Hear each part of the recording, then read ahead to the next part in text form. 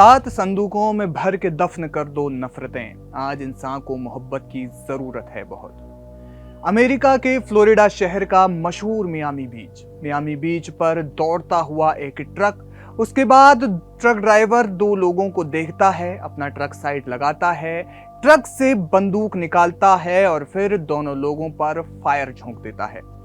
वो भी सिर्फ एक शक के आधार पर, शक ऐसा कि ये लोग फिलिस्तीनी नागरिक हैं। जी हां, अमेरिका में फिलहाल फिलिस्तीनियों को लेकर के नफरत का जो माहौल है वो बढ़ता जा रहा है, खास तौर पर इसराइल और हमास के बीच जो जंग चल रही है उसके बाद से तो कुछ ज्यादा ही इस नफरत ने तूल पकड़ा है।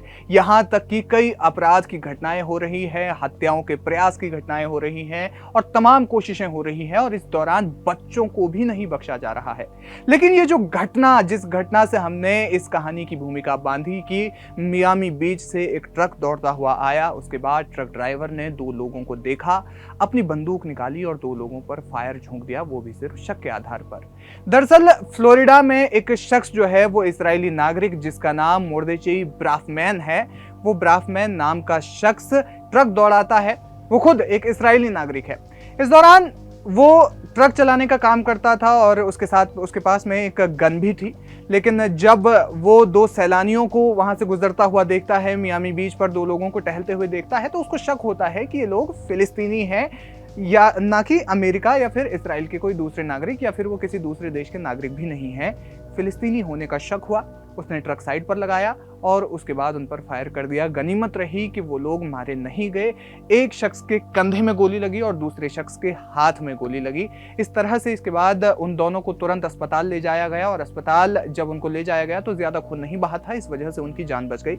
लेकिन मियामी बीच पुलिस ने मोर्देचई ब्राफमैन नाम का ये जो शख्स है इसे गिरफ्तार कर लिया और गिरफ्तारी के दौरान उसने खुद को बोला कि उसने सिर्फ शक के आधार पर गोली चलाई थी, यानी कि उसने ये देखा भी नहीं, उसने ये कंफर्म भी नहीं किया, कंफर्म करने की कोशिश तक नहीं की कि क्या ये नागरिक वास्तव में फिलिस्तीनी है या नहीं, लेकिन सिर्फ फिलिस्तीन के नागरिक हैं तो क्या इस बहाने से गोली मार देनी चाहिए। आपको बता दें कि अमेरिका में इस दौरान ये जो घटनाएं हैं वो कुछ ज्यादा बढ़ने लगी हैं। फिलहाल पुलिस कस्टडी में है और उस पर जो है वो हत्या के प्रयास यानी कि अटेम्प्ट टू मर्डर की धाराओं में केस चल रहा है कोर्ट के सामने, जिस तरीके से उसको हाजिर किया गया। और आप मेरे जो पीछे तस्वीर देख रहे हैं यही है मोर्देचई ब्राफमैन, जो कि अमेरिका में ट्रक चलाने का काम करता है और वास्तव में वो एक यहूदी नागरिक है, इसराइल का नागरिक है।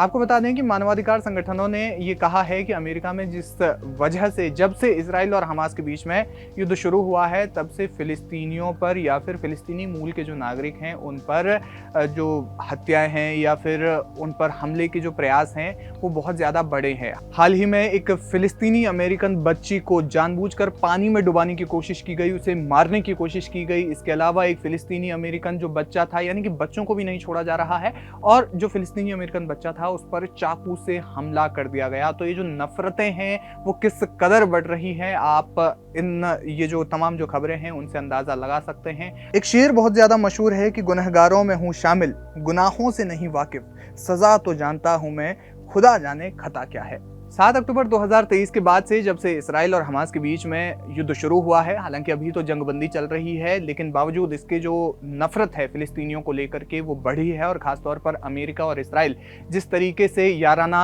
रखते हैं, आपस में दोस्ती जो है वो शेयर करते हैं, तमाम जो व्यापारिक रिश्ते भी हैं दोनों के बीच में, लेकिन जिस तरीके से उनकी दोस्ती है और उसको लेकर के न फिलिस्तीनियों पर भी जो है हमले बढ़े हैं, लेकिन दूसरी तरफ यहूदियों पर यानी कि इसराइली नागरिकों पर भी हमले बढ़े हैं। और अमेरिका में इस तरह की घटनाएं कुछ ज्यादा सामने आई है। लेकिन मोर्देचई ब्राफमैन जिसने कि एक सिर्फ शक के आधार पर कि लोग फिलिस्तीनी हैं और उन सैलानियों को मार दिया, और अंत में जब पता चलता है कि जिस तरीके से वो यहूदी नागरिक निकलते हैं वो लोग इसराइली सैलानी निकलते हैं, और उसके बाद ये मामला जो है और भी ज्यादा पेचीदा हो जाता है। फिलहाल क्या कुछ कहना है आपका इस खबर पर, हमें कमेंट सेक्शन में जाकर जरूर बताएं।